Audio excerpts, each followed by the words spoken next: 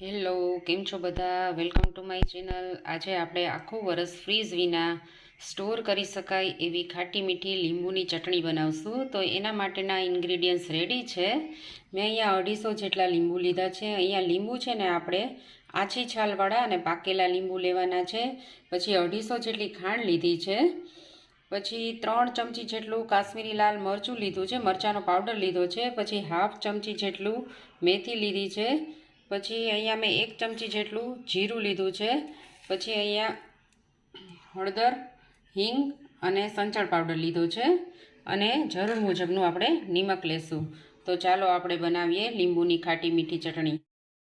જો પહેલાં છે ને આપણે આ લીંબુને છે ને કટ કરી લેવાના છે અને ખાસ ધ્યાન રાખવાનું છે કે આપણે લીંબુના બી કાઢી નાખવાના છે.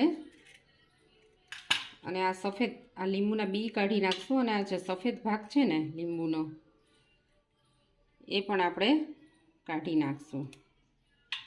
અને આવી રીતે છે ને લીંબુના આપણે ફાડા કરી લેશું, બધા લીંબુના.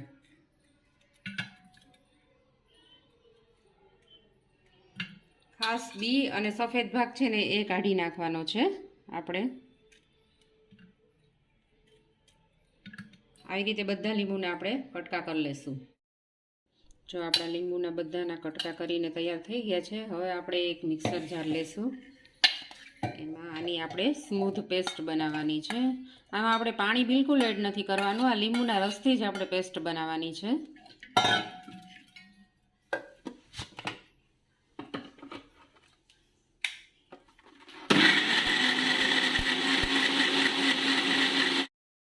જો આપણી લીંબુની પેસ્ટ રેડી છે. આપણે જો આ રીતની કન્સિસ્ટન્સી રાખવાની છે.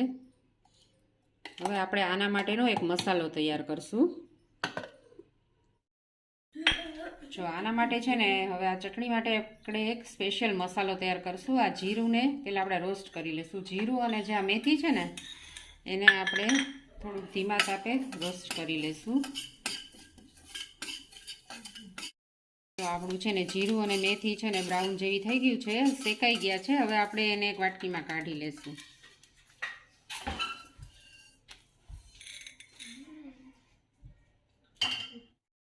હવે આપણે એક મિક્સિંગ જારમાં આ શેકેલું જીરું અને મેથી એડ કરશું.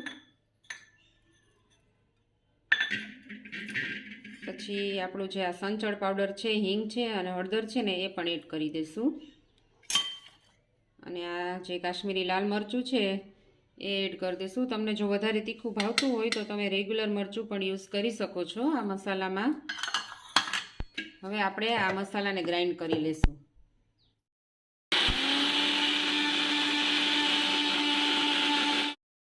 જો આપણો મસાલો છે ને સરસ ગ્રાઇન્ડ થઈ ગયો છે.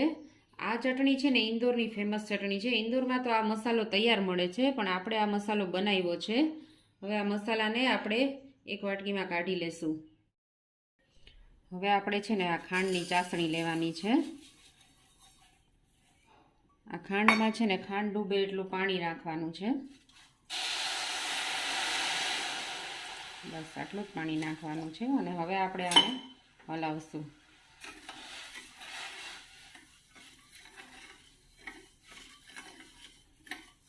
ખાંડને પહેલાં મેલ્ટ થઈ જાય પછી આમાં એક તારની ચાસણી આપણે લેવાની છે.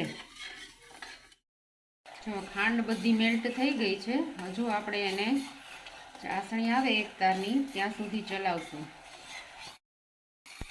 જો હવે આપણે છે ને જોઈ લઈએ ચાસણીને. જો એક તારની ચાસણી આવી ગઈ છે. હવે આપણી ગેસની ફ્લેમ છે ને આપણે ધીમી કરશું અને આમાં જે લીંબુની પેસ્ટ છે ને એ આપણે એડ કરી દઈશું.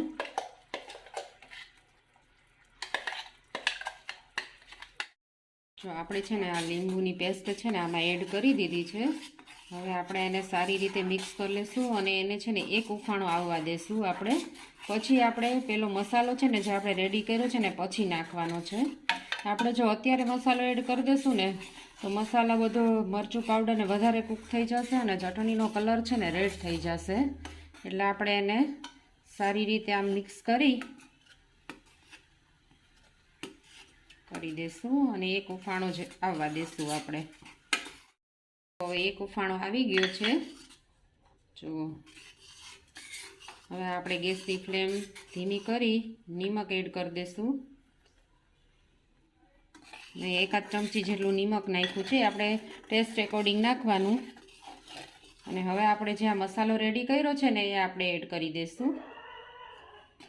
હવે આપણે એને સારી રીતે મિક્સ કરી લેવાનું છે।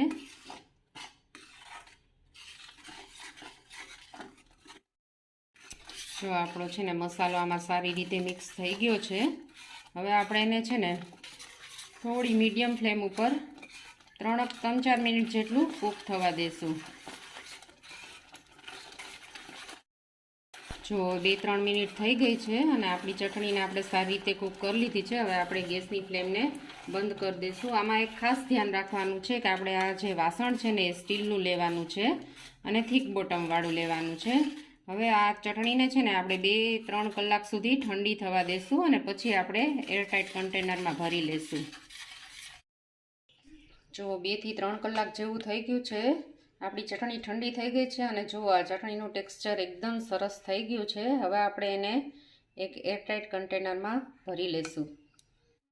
લીંબુની ખાટી મીઠી ચટણી રેડી છે, પણ આ ચટણીમાં ખાસ ધ્યાન રાખવાનું છે કે આ બનાવીને તાત્કાલિક નથી ખાવાની, આને 2-3 દિવસ સુધી ગળવા દેવાની છે, એટલે ખાંડ અને લીંબુનો ટેસ્ટ છે ને એકદમ સરસ મિક્સ થઈ જશે। આ ચટણી દરેક ફરસાણ સાથે સારી લાગે છે અને થેપલા પરોઠા સાથે પણ બહુ ફાઇન લાગે છે। તમે આ ઘરે એકવાર અચૂક બનાવજો। આ ચટણી છે ઇન્દોરની ફેમસ ચટણી છે। તો મારી આ રેસીપી તમને ગમી હોય તો લાઈક કરજો અને શેર કરજો અને મારી ચેનલને સબસ્ક્રાઈબ કરજો। ફરી પાછી આપણે અવનવી રેસીપીઓ સાથે મળશું। Thank you for watching.